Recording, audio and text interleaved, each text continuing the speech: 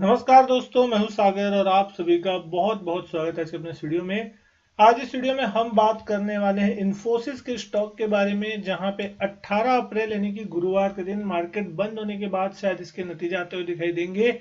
लेकिन नतीजों से पहले आज स्टॉक में तेज प्रेशर देखने मिल रहा है। दो तीन कारण है कि आज यहाँ पे स्टॉक में गिरावट देखने मिली। पहला तो ये कि इसराइल और ईरान के बीच जिस तरीके की टेंशन ग्लोबल सिचुएशन चल रही है, उसके कारण आज मार्केट में ही दबाव था, उस कारण से भी स्टॉक में आपको एक गिरावट देखने मिली। दूसरा तो जो था, टीसीएस के नतीजे आते हुए दिखाई दिए, अनुमान से बेहतर थे, लेकिन कहीं ना कहीं वहां पे भी प्रॉफिट बुकिंग देखने मिली। और आज खासकर अगर आप देख रहे हैं तो पूरे मार्केट में गिरावट थी, तो आईटी स्टॉक में टीसीएस के साथ साथ इन्फोसिस भी टूटता हुआ दिखाई दिया। और आज यहाँ पे अच्छे खासे वॉल्यूम के साथ जो है वो गिरावट देखने मिली। लगभग 85 लाख शेयरों से ज्यादा के वॉल्यूम आज के दिन यहाँ देखने मिले। सुबह एक बार के लिए अगर आप देखेंगे तो 1491 रुपए तक का हाई लगा था, लेकिन उसके बाद से लगातार स्टॉक में प्रेशर था। दिन के लोएस्ट पॉइंट के आसपास, जो कि लगभग 1461 का था, उसी के आसपास क्लोज होने की कोशिश जो थी मार्केट ने की है। 1468 के आसपास जो है लगभग 1% से ज्यादा की गिरावट के साथ इन्फोसिस का स्टॉक आज बंद होता हुआ दिखाई दिया। अब 18 अप्रैल को नतीजों से क्या उम्मीद है? पिछले महीने हमने देखा था कॉग्निजेंट की जब नतीजे आए थे तो गाइडेंस उसकी तरफ से खराब आया था। उसके बाद से कहीं ना कहीं इन्फोसिस की भी अच्छी खासी पिटाई हो चुकी है। हाल में अगर आप देखिए 52 वीक हाई रेंज 1733 के आसपास का लगा था, वहां से स्टॉक एक अच्छा खासा करेक्शन दिखा चुका है। तो सबसे पहला सवाल ये उठता है कि क्या ये गिरावट जो है खरीदारी का मौका है? नतीजों से पहले खरीदारी करनी चाहिए या नहीं करनी चाहिए? लेकिन एक सबसे बड़ा सरदर्द ये होता है इस स्टॉक के लिए कि नतीजों के बाद ये स्टॉक बहुत ही ज्यादा वोलेटाइल होता है। गैप अप या इतना बड़ा होता है कि या तो आप पूरी तरीके से कमा लेंगे या पूरी तरीके से बर्बाद हो जाएंगे। तो ये स्टॉक या तो आपको 5-6% सीधा गैप अप दे देगा तो बहुत ही अच्छा है, लेकिन अगर मान लीजिए गलती से गैप डाउन हो गया तो फिर आपके फंसने वाले चांसेस हो जाएंगे। तो यहाँ पे आज हम बात करने वाले कि नतीजों से पहले क्या स्ट्रेटेजी होनी चाहिए। खासकर ऑप्शंस ट्रेडिंग में यहाँ पे एक अच्छी खासी स्ट्रेटेजी बनाई जा सकती है। और अगर आप यहाँ पे इस कंपनी की वैल्यूएशन देखते हैं तो एक वैल्यूएशन अट्रैक्टिव जोन के आसपास आती हुई दिखाई दे रही है। 6,09,000 के आसपास, 6,09,000 करोड़ के आसपास का इसका मार्केट कैप देखने मिलता है। डिविडेंड ये अच्छी है 2.32% की।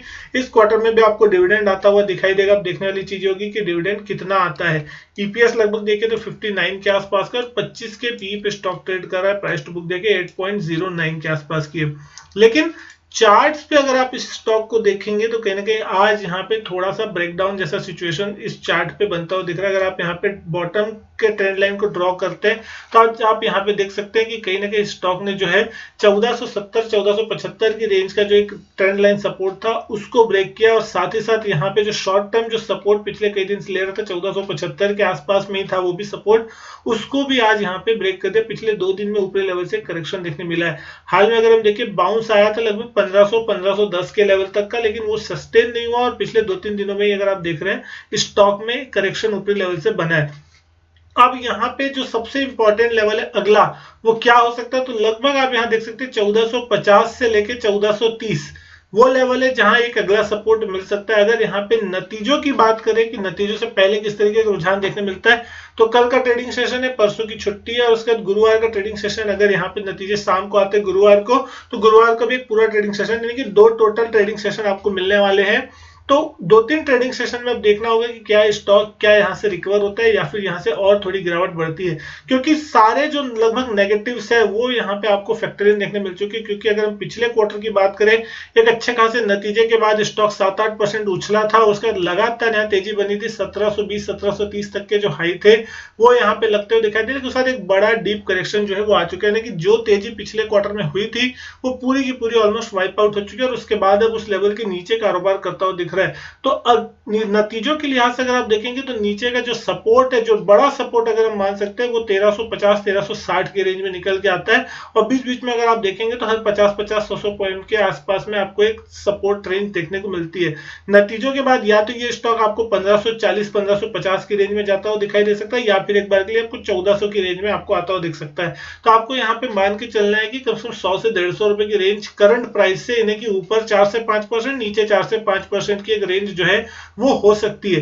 तो अगर इसको ऑप्शन चेन डेटा के हिसाब से देखने की कोशिश करें तो आज के दिन की जो क्लोजिंग है 1470 के आसपास आती हुई दिखाई दी है।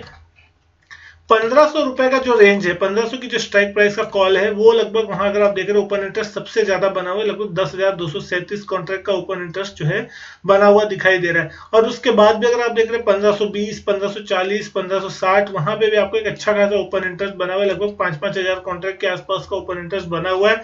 1600 के कॉल पे जो ओपन इंटरेस्ट है वो लगभग 6,850 कॉन्ट्रैक्ट का बना है। तो ये तो कॉल साइड की बात होगी, लेकिन पुट साइड में देखिए सबसे बड़ा ओपन इंटरेस्ट कहां पे, तो 1500 के पुट पे अगर आप देख रहे हैं 6,300 कॉन्ट्रैक्ट का ओपन इंटरेस्ट बना है, जहां से आज अनवाइंडिंग देखने मिली 863 कॉन्ट्रैक्ट की, क्योंकि 1500 के नीचे स्टॉक कारोबार करता हुआ दिख रहा है। तो कहीं ना कहीं 1500 के पुट राइटर्स जो है वो थोड़े फंसते हुए दिखाई दे, तो उन्होंने पोजीशन काटी है।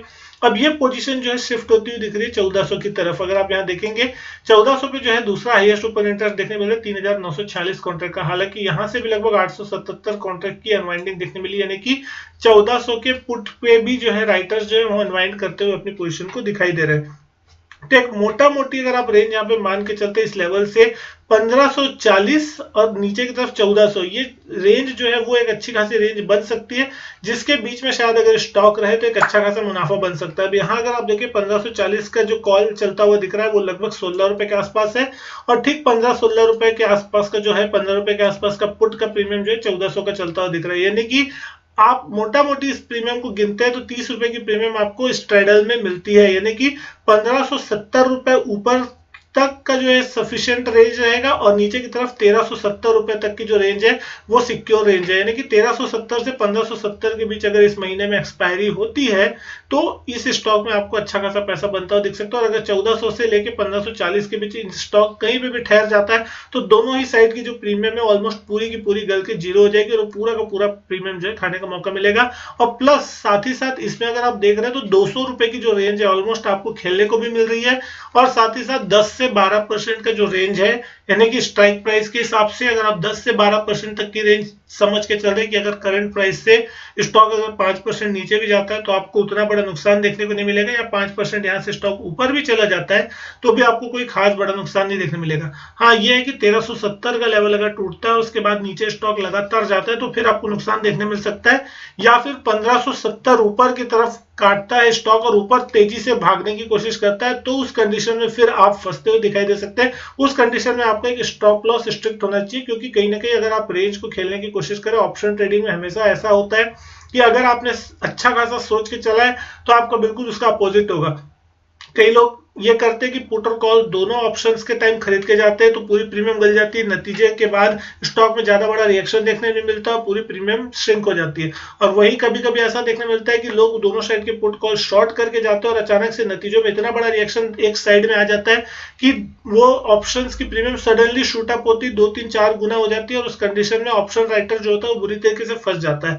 तो ये नतीजों में आपको होता हुआ जरूर दिखाई दे सकता है, नतीजे के ऊपर डिपेंड करता है, क्योंकि कहीं ना कहीं इस बार एक्सपेक्टेशन लोअर साइड में है, इसलिए अगर लोअर साइड में एक्सपेक्टेशन है तो ज्यादा बड़े मूवमेंट की संभावना पॉजिटिव साइड में होगी, ना कि नेगेटिव साइड पे। यानी कि अगर आप स्टॉक को देख रहे हैं तो स्टॉक में वैसे ही एक बड़ा करेक्शन आ चुका है। हमने देखा था कॉग्निजेंट के जब जो गाइडेंस आई थी, लोअर किया था उन्होंने अपना गाइडेंस, उस वक्त ही यहाँ पे एक बड़ा गैप डाउन हुआ था। उस समय स्टॉक का भाव अगर आप देख रहे हैं लगभग 1550 के आसपास हुआ करता था, और वहां से करेक्शन आया। उसके बाद से स्टॉक एक रेंज में, अगर आप पिछली 10-15 ट्रेडिंग सेशन को देखते हैं तो ऊपर की तरफ स्टॉक 1520 और नीचे की तरफ 1470, यानी 50 रुपए की रेंज में स्टॉक कारोबार करता हुआ दिख रहा है।